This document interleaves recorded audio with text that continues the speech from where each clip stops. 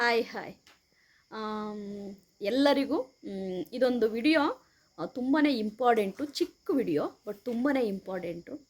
ಯಾರಾದರೂ ಹಸು ಫಾರ್ಮ್ ಮಾಡ್ತೀರಾ, ಇಲ್ಲ ಹಸು ಕಟ್ತೀರಾ, ಇಲ್ಲ ಜೀವನಕ್ಕೋಸ್ಕರವಾಗಿ ಏನೋ ಒಂದು ಕೆಲಸ ಮಾಡೋಣ ಅಂಥೇಳಿ ಹಸು ಕಟ್ತೀರಾ ಅನ್ನೋದಾದರೆ ದಯವಿಟ್ಟು ಯಾರೂ ಕೂಡ ಸ್ಟಾರ್ಟಿಂಗಲ್ಲಿ ಹೆಚ್ಚಿನ ಹಣ ಕೊಟ್ಟು ಹಸುನ ತರಬೇಡಿ.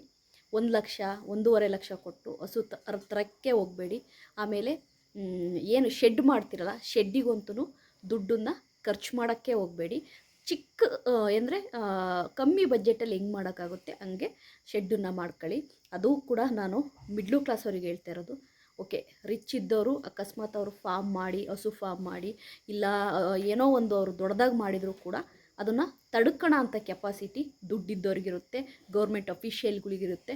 ಆದರೆ ಮಿಡ್ಲ್ ಕ್ಲಾಸ್ ಜನ ತುಂಬ ಬಡತನದಲ್ಲಿ ಇರೋರು ಏನೋ ಒಂದು ನಾವು ಮಾಡೋಣ ಅಂತೇಳಿ ಹೋಗಿ ಕೈ ಸುಟ್ಕೊಂಡ್ರೆ ದಯವಿಟ್ಟು ಅದರಿಂದ ಮತ್ತೆ ಚೇತರಿಸ್ಕೊಳಕ್ಕಾಗಲ್ಲ.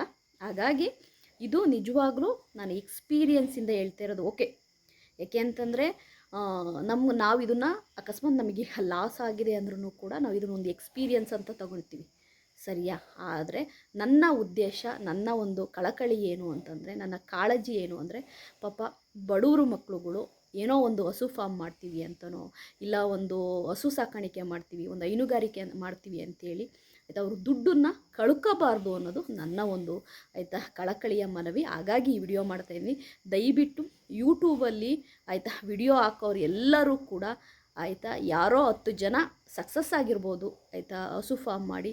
90 ಜನ ಲಾಸ್ ಆಗಿರೋರೇ ಇರೋದು. ಯಾಕೆಂದರೆ ನೀವು ಫಸ್ಟು ಹಸು ಸಾಕಾಣಿಕೆ ಮಾಡ್ತೀರಾ, ಹೈನುಗಾರಿಕೆ ಮಾಡ್ತೀರಾ, ಹಸು ಫಾರ್ಮ್ ಮಾಡ್ತೀರಾ ಅಂದರೆ ಫಸ್ಟು ನೀವು ತಿಳ್ಕೊಬೇಕಾಗಿರೋದು ಏನು ಗೊತ್ತಾ? ಇದರಲ್ಲಿ ಲಾಭ ಎಷ್ಟಿದೆ, ನಷ್ಟ ಎಷ್ಟಿದೆ, ನಮಗೆ ಹಸು ಸಾಕಾಣಿಕೆ ಮಾಡೋಕ್ಕೆ ನಮ್ಮ ಹತ್ರ ಕೈಯಲ್ಲಿ ದುಡ್ಡಿದೆಯಾ, ಹಸು ತರಕ್ಕೆ ನಮ್ಮ ಹತ್ರ ದುಡ್ಡಿದೆಯಾ, ಅಕಸ್ಮಾತ್ ಲಾಸ್ ಆದರೂ ಕೂಡ ಆ ಲಾಸನ್ನು ನಾವು ತುಂಬ್ಕೊಳ್ಳೋವಷ್ಟು ಕೆಪಾಸಿಟಿ ನಮಗಿದೆಯಾ, ಇಲ್ಲ ಅಕಸ್ಮಾತ್ ಲಾಸ್ ಆದರೂ ಕೂಡ ಅದರಿಂದ ನಮಗಾಗೋ ನಷ್ಟ ಏನಿಲ್ಲ ಅಂತ ನಿಮಗೆ ಅನ್ನಿಸ್ತಾ ಇದೆಯಾ, ನೀವು ಫೈನಾನ್ಷಿಯಲಿ ಆಗಿ ಸ್ವಲ್ಪ ಸ್ಟೇಬಲ್ ಇದ್ದೀರಾ, ಇದೆಲ್ಲವನ್ನು ನೋಡ್ಕೊಳ್ಳಿ, ಆಮೇಲೆ ಹಸು ಕಟ್ಟಿ ಅಂತ ಹೇಳ್ತೀನಿ. ಯಾಕೆಂದರೆ ಹಸು ಫಾರ್ಮ್ ಮಾಡೋರು ದಯವಿಟ್ಟು ಈ ವಿಡಿಯೋ ನೋಡಿ ನಿಮಗೆ ಅರ್ಥ ಆಗುತ್ತೆ. ಇದು ನನ್ನ ಎಕ್ಸ್ಪೀರಿಯನ್ಸ್, ನಾನು ಹೇಳ್ತಿರೋದು ನಿಮಗೆ. ನಾನು ಈ ವಿಡಿಯೋನ ಬೇರೆಯವರಿಗೆ ಒಳ್ಳೆಯದಾಗಲಿ ಅಂತ ನಾನು ಮಾಡ್ತಾ ಇರೋದು, ಮಾಡುವಂಥವ್ರಿಗೆ, ಹಸು ಫಾರ್ಮ್ ಮಾಡುವಂಥವ್ರಿಗೆ ಒಳ್ಳೆಯದಾಗಲಿ ಅಂತ. ಅದಲ್ಲದೆ 3 ವಿಷಯ ನಾನು ನಿಮಗೆ ಹೇಳ್ತಾ ಇದ್ದೀನಿ.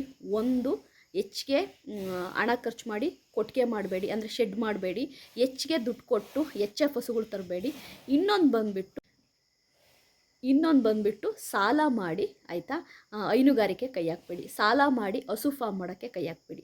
ದಯವಿಟ್ಟು ಆ ಕೆಲಸ ಮಾಡೋಕ್ಕೆ ಹೋಗಬೇಡಿ. ಅದಲ್ಲದೆ ಹಸು ಫಾರ್ಮ್ ಮಾಡಿದರೂ ಕೂಡ ನೀವು ನಿಮ್ಮ ಜಾಗ ಇದೆಯಾ, ನಿಮಗೆ ಹುಲ್ಲು ಬೆಳೆಸೋಕ್ಕೆ ಜಮೀನಿದೆಯಾ, ನೀರಿನ ವ್ಯವಸ್ಥೆ ಇದೆಯಾ, ನೀವು 24x7 ಹಸುಗಳ ಜೊತೆ ಇರುವಷ್ಟು ಸಾಮರ್ಥ್ಯ ನಿಮಗಿದೆಯಾ, ಅಂದರೆ ಇದೊಂಥರ ದೊಡ್ಡ ಕಮಿಟ್ಮೆಂಟು. ಈ ಕಮಿಟ್ಮೆಂಟ್ ಒಳಗಡೆ ಬರೋತ್ತಿಗೆ ಏನೋ ಚೆನ್ನಾಗಿರುತ್ತೆ, ಬಂದು 6 ತಿಂಗಳು 1 ವರ್ಷದೊಳಗಡೆ ನಿಮಗೆ ಬೇಡಪ್ಪ ಸಾಕು ಅನಿಸುತ್ತೆ. ಯಾಕೆಂದರೆ ಈ ಕಮಿಟ್ಮೆಂಟು ತುಂಬ ದೊಡ್ಡದು. ಈ ಕಮಿಟ್ಮೆಂಟಿಗೆ ಬರಬೇಕು ಅಂತಂದರೆ ನಿಮಗಷ್ಟು ತಾಳ್ಮೆ ಇದೆಯಾ, ಇವೆಲ್ಲವನ್ನು ನಿಮ್ಮಲ್ಲಿ ನೀವು ಕೇಳ್ಕೋಬೇಕು. ಅದಲ್ಲದೆ ದಯವಿಟ್ಟು ಹಸುಗೆ ದುಡ್ಡು ಹಾಕತ್ತಿಗೆ ತುಂಬ ಯೋಚನೆ ಮಾಡಿ. ಯಾಕೆ ಅಂತಂದರೆ ಇವಾಗ ನೀವು 1 ಲಕ್ಷ ಹಸುಗೆ ಬಂಡವಾಳ ಹಾಕಿ ತರ್ತೀರಾ ಅಂತಂದರೆ ಅದು ನಿಮಗೆ 3 ಮಂತು ಹಾಲು ಕೊಡುತ್ತೆ ಕರೆಕ್ಟಾಗಿ. ಅದಾದಮೇಲೆ 3 ಮಂತು ಸ್ವಲ್ಪ ಕಮ್ಮಿ ಆಗುತ್ತೆ. ಆಗ ಕೂಡ ನೀವು ಈಗೇನು ಬೂಸ ಹಾಕ್ತಾ ಇರ್ತೀರ ಅದೇ ಬೂಸ ಹಾಕಬೇಕು, ಅದೇ ಹುಲ್ಲು ಹಾಕಬೇಕು, ಅದೇ ಹಸಿ ಹುಲ್ಲು ಹಾಕಬೇಕು, ಅದೇ ಥರ ನೋಡ್ಕೋಬೇಕು, ಆಮೇಲೆ 6 ಮಂತ್ ಆದಮೇಲೆ ಮತ್ತು ಇನ್ನೂ ಕಮ್ಮಿ ಆಗುತ್ತೆ. ಮತ್ತೆ ಅದು ಗಬ್ಬಾಗಿ ಮತ್ತೆ ಅದು ನಮಗೆ ಕರು ಹಾಕಿ ಹಾಲು ಕೊಡೋ ತನಕನೂ ಕೂಡ ನೀವು ಅಷ್ಟೇ ಮುತುವರ್ಜಿ ವಹಿಸಿ ನೋಡ್ಕೋಬೇಕು. ಅಯ್ಯೋ ಆವಾಗ ದುಡ್ಡು ಬರ್ತಿಲ್ವಲ್ಲ, ನಾವು ಚೆನ್ನಾಗಿ ನೋಡ್ಕೊಳಲ್ಲ ಅಂದರೆ ಆಗಲ್ಲ. ಇವೆಲ್ಲ ತಾಳ್ಮೆ ನಿಮ್ಮಲ್ಲಿದ್ದರೆ ಖಂಡಿತವಾಗ್ಲೂ ಹಸು ಫಾರ್ಮ್ ಮಾಡ್ತೀರಾ, ಮಾಡಿ. ಯೂಟ್ಯೂಬಲ್ಲಿ 4 ವಿಡಿಯೋ ಮಾಡಿ ದಿನಕ್ಕೆ 25 ಲೀಟ್ರ್ ಹಾಲು ಕರೀತಾರೆ, 100 ಲೀಟ್ರ್ ಹಾಲು ಕರೀತಾರೆ. ಓಕೆ, ನಾವು ಮಾಡೋಣ ಅಂತ ಮಾಡಬೇಡಿ. ಯಾಕೆಂದರೆ ಒಂದು ಕೆಲಸ ಎಲ್ಲರಿಗೂ ಸಕ್ಸಸ್ ಕೊಡುತ್ತಾ ಅಂತ ನಾನು ಕೇಳಿದ್ರೆ ಖಂಡಿತವಾಗ್ಲೂ ಕೊಡಲ್ಲ. ನಾನು ಇದನ್ನು ಯಾಕೆ ನಿಮಗೆಲ್ಲ ಹೇಳ್ತಿದ್ದೀನಿ ಅಂದರೆ, ಹಸು ಫಾರ್ಮಿಗೆ ಕೈ ಹಾಕತ್ತಿಗೆ 100 ಸರಿ ಯೋಚನೆ ಮಾಡಿ. ಯಾವುದೇ ಆಗಲಿ ಕೈ ಸುಟ್ಕೊಂಡ್ಮೇಲೆ ಯೋಚನೆ ಮಾಡೋದಕ್ಕಿಂತ ಯಾರಾದರೂ ಒಂದು ಬುದ್ಧಿವಾದ ಹೇಳ್ತಿದ್ದಾರೆ ಅಂದರೆ ಅದನ್ನು ತಿಳ್ಕೊಳ್ಳಿ ಅಂತ ನಿಮಗೆ ಹೇಳ್ತಾ ಇದ್ದೀನಿ. ಅದಲ್ಲದೆ ಹಸು ಫಾರ್ಮ್ ಅನ್ನೋದು ಏನಿದೆ ಅದು ಖಂಡಿತವಾಗ್ಲೂ ತುಂಬ ಪರಿಶ್ರಮ ಬೇಕು, ತುಂಬ ಮುತುವರ್ಜಿ ಬೇಕು. ಒಂದು ದಿನಕ್ಕೆ ಕೆತ್ತಲು ತೊಳಿಲಿಲ್ಲ ಅಂದರೆ ಹಸುಗೆ ಕೆತ್ತಲು ಬಾವು ಆಗುತ್ತೆ. ಆಮೇಲೆ ಒಂದು ದಿನ ಅದನ್ನು ಸರಿಯಾಗಿ ಅದು ನಿಗಾ ನೋಡಲಿಲ್ಲ ಅಂದರೆ ಅದಕ್ಕೆ ಇನ್ನೇನೋ ಕಾಯಿಲೆ ಆಗುತ್ತೆ. ತುಂಬಾ ಸೂಕ್ಷ್ಮವಾಗಿ ಹಸುಗಳನ್ನು ನೋಡ್ಕೋಬೇಕು. 24/7 ಅದ್ರ ಜೊತೆ ಇರಬೇಕು. ನೀರಿನ ಸೌಲಭ್ಯ ಇರಬೇಕು, ಮೇವಿನ ಸೌಲಭ್ಯ ಇರಬೇಕು, ಆಯಿತಾ. ಇದೆಲ್ಲವೂ ಕೂಡ ತುಂಬ ಮುಖ್ಯ ಆಗುತ್ತೆ. ನಿಮಗೆ ಹೇಳಬೇಕು ಅನಿಸಿದೆ, ಹೇಳಿದೆ. ಹಸು ಫಾರ್ಮ್ ಮಾಡೋರು ಈ ವಿಡಿಯೋನ ಒಂದು ಸರಿ ನೀವು ನೋಡಿದರೆ ನಿಮಗೆ ಗೊತ್ತಾಗುತ್ತೆ ಇದರಲ್ಲಿ ಲಾಭ ಎಷ್ಟು ನಷ್ಟ ಎಷ್ಟು ಅಂತ.